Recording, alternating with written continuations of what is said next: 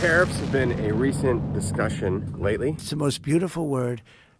This country can become rich with the proper use of tariffs. So I did a little investigating on why we got rid of them and what we exchanged them for. The United States established a national income tax through the ratification of the 16th Amendment to the Constitution, which was adopted on February 3, 1913. Here's why it was established. Number 1. Revenue needs. By the early 20th century, the U.S. government needed more revenue. The existing revenue sources, mainly tariffs on imports and excise taxes, were insufficient to fund growing government activities, including military expansion and infrastructure development. Number 2. Progressive taxation movement. There was a growing movement towards progressive taxation, where wealthier individuals pay a higher percentage of their income in taxes. This was seen as a fairer way to fund government operations, reflecting the ability to pay principal.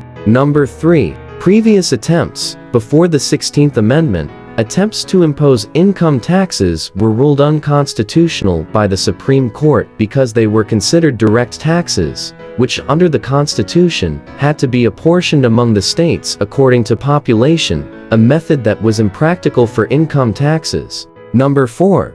Economic and political climate. The early 20th century was marked by progressive reforms. There was a widespread belief that the wealthy should contribute more to the public good, especially during times of economic disparity. Number 5. Funding for government programs. With the expansion of government programs and the need for a more stable and elastic revenue base, an income tax was seen as a reliable source. This became particularly important with the advent of World War I, which dramatically increased federal spending. The 16th Amendment specifically gave Congress the power to lay and collect taxes on incomes from whatever source derived, without apportionment among the several states, and without regard to any census or enumeration. This amendment paved the way for the modern federal income tax system, which over time has evolved in terms of rates, brackets, and exemptions, but remains a cornerstone of U.S. fiscal policy.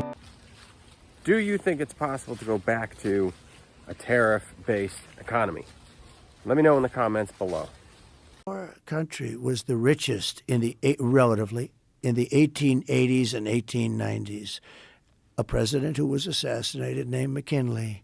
He was the tariff king. He spoke beautifully of tariffs. Do you think it's possible to go back to a tariff-based economy? Let me know in the comments below.